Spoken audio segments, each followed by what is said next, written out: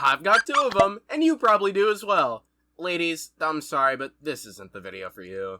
Balls are an integral part of our life. We wouldn't be here without them after all, but we also play sports with them, we play in them when we feel a little bit silly, and we kick each other in them sometimes. If you couldn't tell, I'm milking the shit out of the genitalia humor, and you're lucky I'm talking about a different kind of milk here. Anyways, now that I've become eligible for monetization, Katamari Damacy, a game brought to us by the awesome man known as Kita Takahashi, who also liked balls as much as I do, so he decided to make a whole game about them. Released by Namco in 2004 on the PlayStation 2, this game just so happens to be one of the greatest fucking things ever to involve using one of these things. And before you say anything else, no, it's not because of balls. It's definitely because of balls.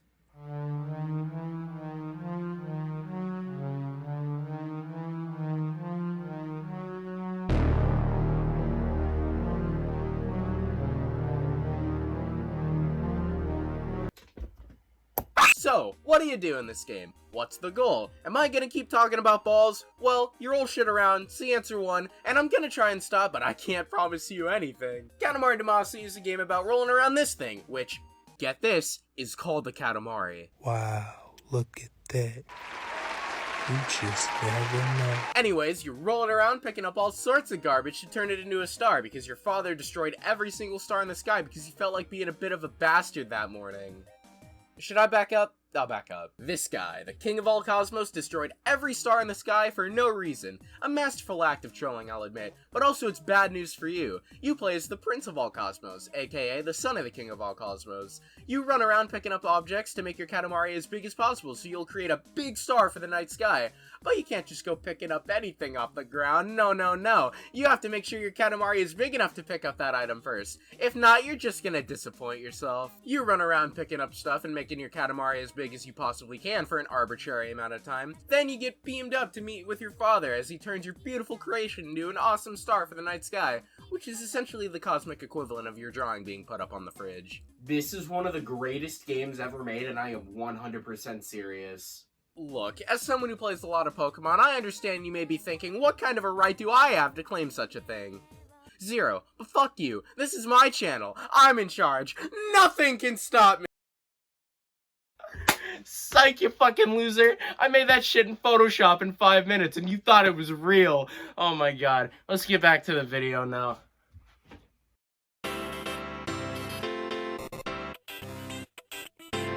This game just has an amazing sense of progression. It's so satisfying to see how big you can make your Katamari. You start off not really being able to do much with it. You can pick up apples and rats. Riveting. But eventually, you start being able to pick up bigger animals. Then you can pick up humans. Eventually, you start to be able to pick up buildings. And it's all spread across 10 stages, so by the time you reach the end, you'll be making Katamaris the size of the moon. That's not a joke. There are some missions that change up the formula, though. Picking up a certain amount of one item, trying to pick up the biggest of one specific item, having to make your Katamari a certain size without knowing how big your Katamari is. They help add content to the game, and it's cool to have, but personally, I always just want to play the traditional make a massive fucking ball missions. Also, the environments you roll shit up in can be a bit repetitive. There's a total of 3 maps. A house, a city, and the world. Big jump. And they're split up across 10 levels and a bunch of other side missions. It's not a huge deal to me. I only really care about getting my Katamari as big as it can be, so it doesn't really matter where I'm doing it. But it's something I feel like I should mention. A bit more variety could have been nice. The game's incredibly simple, but it's also so unbelievably fun and rewarding. Though there is a minor hurdle to get over while playing: the controls. When you first start playing, you'll probably say something along the lines of, "Wow, these controls are horrible!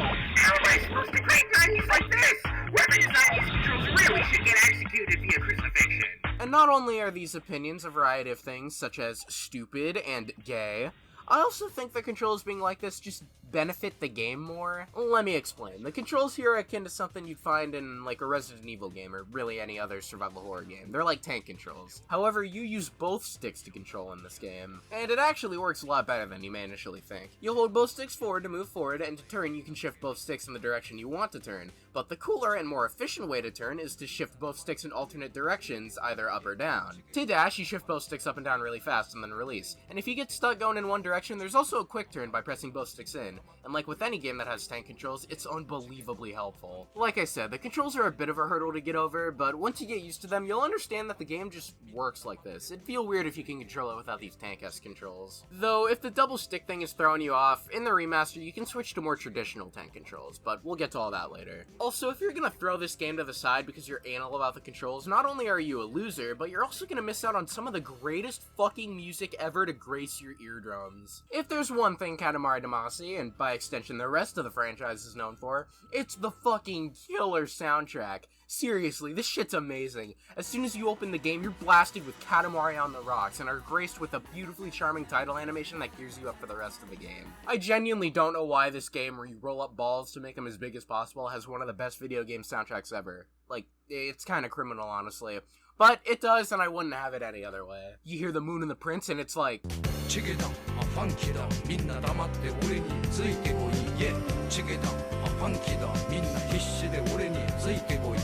And then a few stages later, you're graced with Lonely Rolling Star, and it's more like...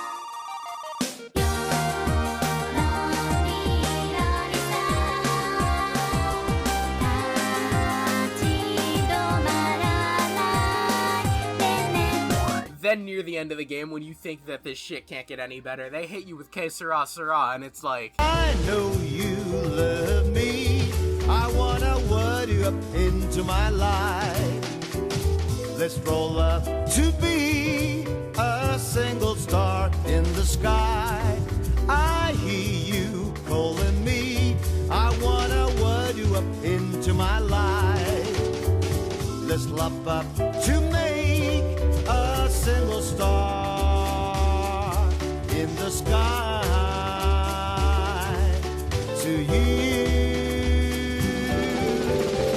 All four of these songs in particular are some of my favorites, but the rest of the soundtrack is truly fucking incredible. My one complaint about the music here isn't really about the music itself, it's just the fact that you can't pick what song you want to listen to on each stage. I like the rest of the OST, but these songs are undoubtedly my favorites, and I'd like to listen to them more. But, unfortunately, we weren't born in that timeline. The game also has multiplayer. This is another weaker aspect of the game, if you ask me. It's really shallow and a bit boring. You and a friend pick between one of the prince's extended family members, and you both duke it out by rubbing each other's balls against one another. I can't help it. There's not much here. After you play it once, you've basically experienced everything there is to do in this mode. You just have to try and make a bigger Katamari than your opponent within the small arena. Though this is one of the many things that's improved upon in the sequel, but that's for another time. Now, let's talk about that remaster. On December 7th, 2018, we were blessed with Katamari Damacy Reroll.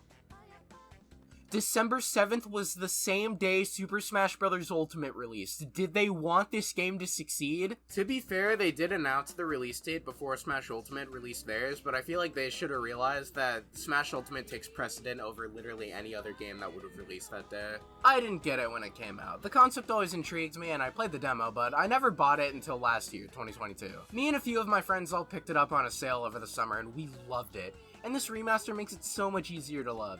Yes, it being on modern platforms is a factor in this because, well, we can play the damn thing, but it also just looks a lot cleaner, it adds traditional take controls like I mentioned before, and it was originally only released on the Switch, which, back in 2018, was great because it meant you could play Katamari Damacy wherever you went. Obviously, this isn't as cool now because it's on Steam and the Steam Deck exists, and it's also on the other two competing consoles, and it runs at 60 FPS on anything except the Switch.